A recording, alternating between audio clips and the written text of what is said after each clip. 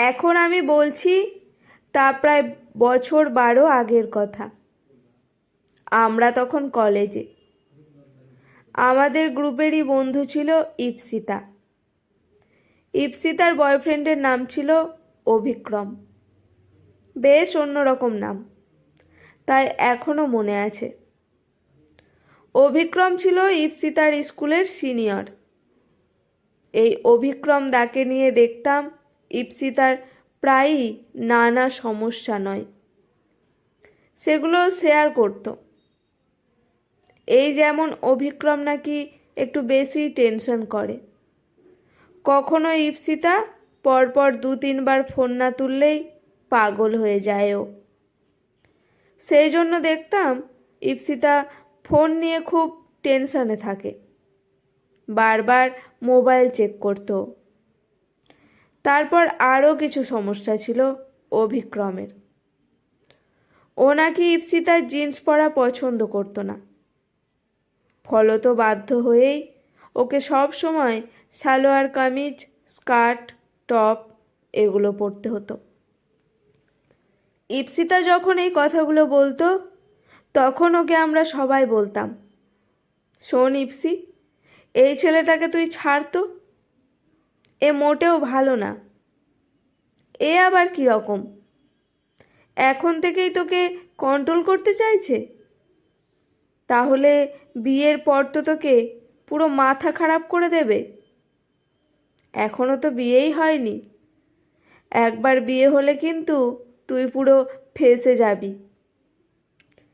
ইপসিতা আমাদের কথায় ঘাড় নাড়ত কখনো সখনো, আবার কোনো কোনো সময়ে বলতো।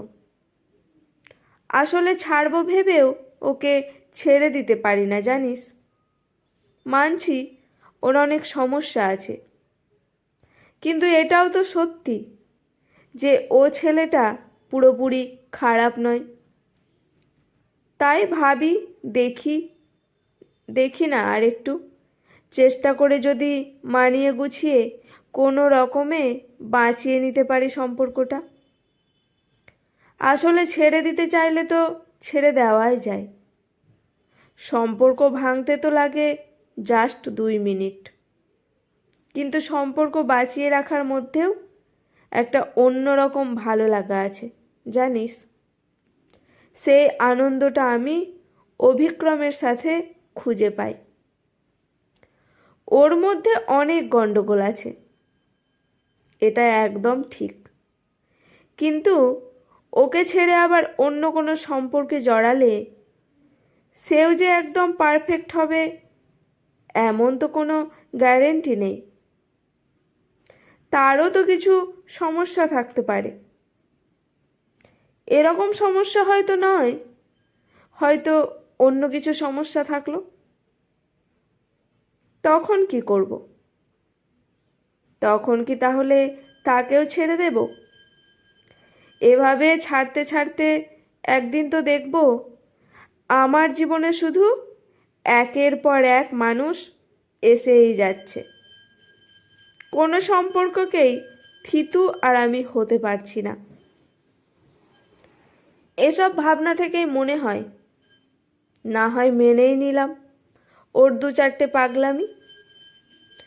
একেবারে মনের মতো ত্রুটিহীন কাউকে খুঁজে পাবার চেষ্টায় এদিক ওদিক ছুটে না বেরিয়ে, না হয় যে আছে বা যে থেকে যেতে চাইছে তার ত্রুটিগুলোই শুধরে নেবার চেষ্টা করে দেখি। এমনটাই ভাবি আমি, জানিস তো। তাছাড়া বড় কথা, আমি তো নিজেও খুব একটা পারফেক্ট নই। অভিক্রমও তো আমাকে মানিয়ে নেয়, সেগুলো মানিয়ে নেয়। এভাবেই দেখি না চলে কি না। উফ, যত ঢং তোর। থাক তুই ওর সাথে, আর কখনো কমপ্লেন করতে আসবি না তোর বয়ফ্রেন্ডকে নিয়ে। ইপসিতার কথায় আমরা বলতাম মুখ বাঁকিয়ে ব্যঙ্গের সুরে। তো সেই ইপসিতাই হঠাৎ করে যেন হাওয়া হয়ে গেছিল কলেজ লাইফের পর। জানি না কেন ও আর কারোর সাথে যোগাযোগ রাখতো না, যেন উবে গেছিল পুরোপুরি। আমিও তাই ভুলেই গেছিলাম ওকে।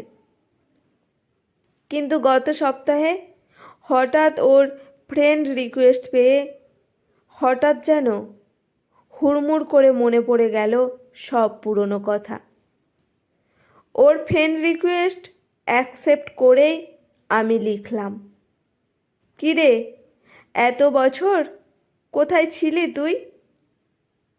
আমার প্রশ্নের উত্তরে ও যে বলল তাতে আমি কেঁপে উঠলাম। কলেজ পাস করার পর ইপসিতার মুখোমুখি হয়েছিল এক ভয়াবহ দুর্ঘটনার, যে দুর্ঘটনা কেড়ে নিয়েছিল ওর দৃষ্টিশক্তি। অন্ধ হয়ে গেছিল। বহু ডাক্তারই সে সময় বলেছিলেন ও আর কোনোদিন ভালো হবে না, এভাবেই কাটবে ওর বাকি জীবনটা। আস্তে আস্তে ডিপ্রেশনে ডুবে গেছিল ইপসিতা। আত্মহত্যার চিন্তা সব সময় মাথায় ঘুরত ওর।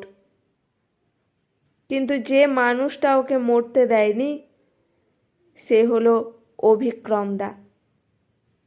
দৃষ্টিহীন ইপসিতাকে প্রায় জোর করে বিয়ে করে সে।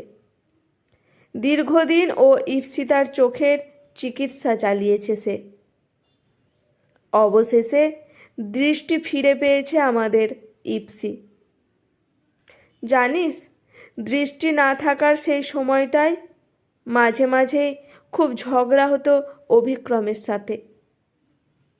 আমার হতাশা, আমার অবসাদ, এগুলো মাঝে মাঝেই নিতে পারতো না ও। চিৎকার করত, আমিও চেঁচাতাম। সে সময়ে প্রায়ই ওকে খুব নিষ্ঠুর মনে হতো। মনে হতো আর বুঝি পারবো না এই লোকটার সাথে থাকতে। কিন্তু তাও ছেড়ে যাওয়া হয়নি। আজ মনে হয় ভাগ্যিস কখনো ওকে ছেড়ে যায়নি। কি জানি আর কেউ এভাবে আমার পাশে থেকে আমায় ভালো করে তুলতো কিনা। ইপসিতার মেসেজগুলো পড়তে পড়তে আমার চোখ ঝাপসা হয়ে এলো। মনে পড়ছিল কলেজ লাইফের আমরাই তো কতবার ওকে বলেছি অভিক্রমদাকে ছেড়ে দিতে, কিন্তু মেয়েটা সম্পর্ক বাঁচিয়ে রাখার চেষ্টায় বিশ্বাসী ছিল। তাই হয়তো আজ জীবন যুদ্ধে ও পাশে পেয়েছে একজন সত্যিকারের সাথীকে। আমি কখনোই মনে করি না কোনো সম্পর্কে অ্যাডজাস্টমেন্ট একতরফা করে সে সম্পর্ক জোর করে টিকিয়ে রাখার চেষ্টা করা উচিত। কিন্তু এটাও সত্যি যে আজকাল আমরা সবাই যেন বড্ড অসহিষ্ণু। কোনো কিছু আগলে রাখার চেষ্টার থেকে সেটাকে ভেঙে দিয়ে চটজলদি কোনো সমস্যার সমাধান করতেই আমরা একটু বেশি আগ্রহী। কিন্তু ইপসিতার এই ঘটনাটা যেন আমার চোখ খুলে দিল, ভাবতে শেখালো নতুন করে। সম্পর্ক ভেঙে বেরোনো তো খুব সোজা, সে রাস্তায় খোলাই থাকে সব সময়। কিন্তু তা বলে কোনো সম্পর্কে কিছু সমস্যা দেখা দিলেই সেটাকে ভেঙে দেবার কথা ভাবনা করাটাও বোধহয় একদমই ঠিক নয়। কাউকে ভালোবাসলে তার সাথে সম্পর্কটা জুড়ে রাখার জন্য কিছুটা চেষ্টা তো করাই যায়। কিছুটা সময় তো সম্পর্কটাকে দেওয়াই যায়, তাই না? কলেজ লাইফে ইপসিতার বলা একটা কথা সেদিন আমার বারবার মনে পড়ছিল, কেন জানি না। ত্রুটিহীন তো কোনো মানুষই নয়। তাই সারা জীবন ত্রুটিমুক্ত মানুষ খোঁজার জন্য এদিক ওদিক ছুটে না বেরিয়ে পাশে থাকা মানুষটার খামতিগুলো শুধরানোর চেষ্টা করেই দেখি না। হ্যাঁ, ওই চেষ্টাটুকুই শুধু দরকার। ওই চেষ্টাটুকুই কিন্তু বদলে দিতে পারে অনেক কিছু। বদলে দিতে পারে অনেক সম্পর্কের সমীকরণ, বদলে দিতে পারে অনেকের বেঁচে থাকার গল্প, জটিল থেকে সরল করে তুলতে পারে অনেক মানুষের জীবনের পথ চলা। আজকের গল্পটি এখানেই সমাপ্ত। গল্পটি কেমন লাগলো অবশ্যই কমেন্ট করে জানাবেন। গল্পটি শুনে যদি আপনাদের ভালো লেগে থাকে চ্যানেলটি সাবস্ক্রাইব করে লাইক করে পাশে থাকবেন। কলমে পল্লবী সেনগুপ্ত।